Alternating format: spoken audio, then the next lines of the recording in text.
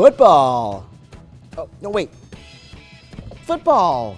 America's favorite sport meets the world's top cruelty-free news show in the most epic of showdowns. I'm the Sexy Vegan, and this is your Vegan News. The National Football League and veganism traditionally don't go hand in hand.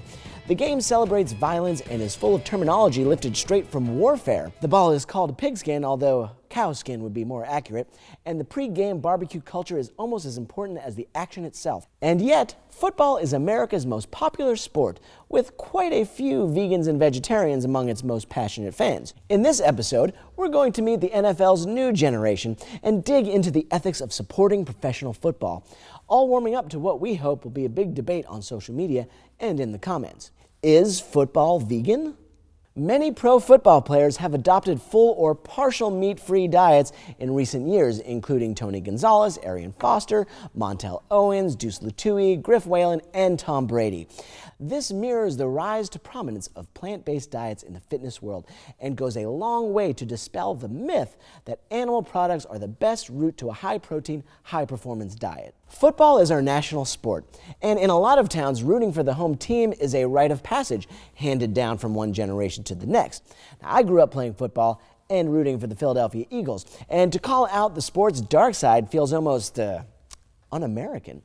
And yet, a lot of what brought me to veganism was a desire to continually evaluate the ethical implications of my actions, no matter what the consensus around me seemed to be. And so, for the same reasons I realized that I could never eat meat again, I think it's important to ask whether I should support professional football. Pro football players are some of the most spectacular athletes in the world, and players like David Carter routinely inspire us to become our best selves. Con: pro football players often seem to be caught up in a culture that fosters violence and sexual assault, reminding us of our worst selves.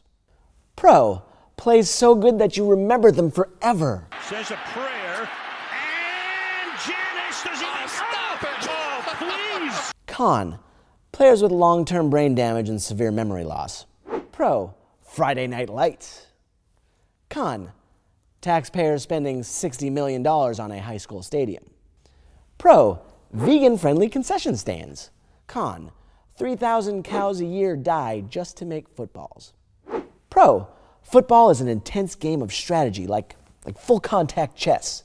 Con: the graduation rate of top-division college football players is almost 20% lower than their peers. Pro: the NFL has a vocal commitment to charity. Con: but maybe their bark is a lot louder than their bite. Pro: 100 million people around the world are watching the Super Bowl, uniting us all in our love of the game. Con: the NFL is a multi-billion-dollar global industry that receives taxpayer subsidies and covers up injury risks to their players. Tell the truth. Tell the truth. We're incredibly excited to welcome David Carter into the Your Vegan News studio today. Also known as the 300-pound vegan, David is a professional football player who has played for the Arizona Cardinals, Dallas Cowboys, and Chicago Bears.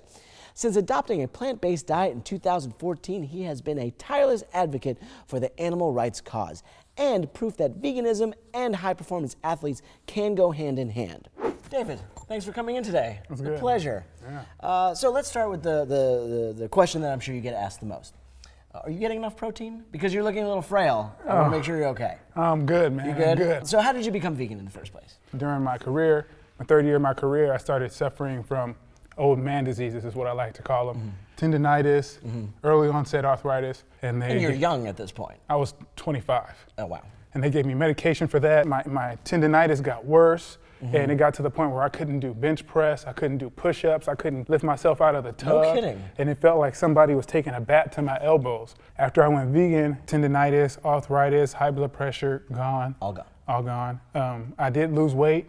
I went down from 305 to 265, but my bench press shot up. Because of the tendinitis, arthritis, and all that, I could only bench press 315. And then went vegan, and a few months later, I kept working at it. My bench press went to 450. Wow. Not only was I stronger, I was faster, but I didn't have any health issues like I was dealing like you with. had before. So I definitely feel that all players should go vegan. So how do other players react when you try to get them to go vegan?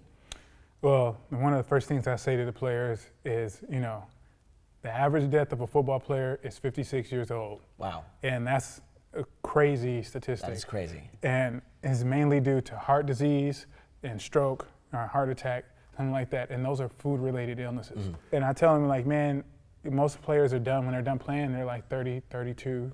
Well, that's if they play a long time. Right. And I was like, that means you have 20 years left. You have a kid? And they're like, yeah, I have 2 kids.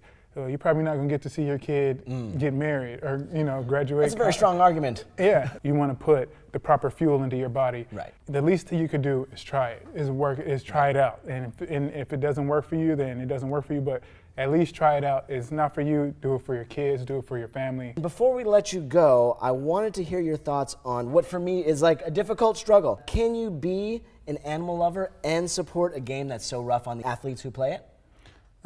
Yeah, I mean, when I was out there, I was like, I'm gonna mess all these meat eaters up. But yeah, man, definitely. Football it's a voluntary sport. You know, animals aren't volunteering to be killed and slaughtered. Football players, we sign up for it, we get paid for it, and yeah, it's a beautiful sport. It's a fun sport. We're having a good time out there, and you know, it's a game that the players love. But a lot of kids like start really young in football, like middle school, junior high, that kind of thing, and that it just seems like a difficult thing for a vegan to support because that child doesn't always make all their decisions for themselves. A lot of players use football as a way to get into college, and the parents see that as well. They force their kids into that to get into college. My mom did it. I don't think parents should force their child to do it unless the child absolutely really wants to do it. And you have to really pay attention to that because, you know, a lot of kids might be athletic enough to do it, but it's not something that they love, and you got to let them do what they love. Once again, thank you, David Carter, for speaking with us. You can see more of David on his website, the300poundvegan.com, or on social media at the300poundvegan.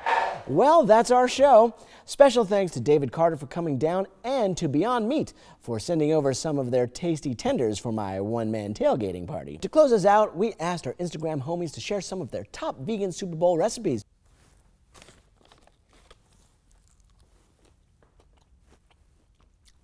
Oh, it's really good.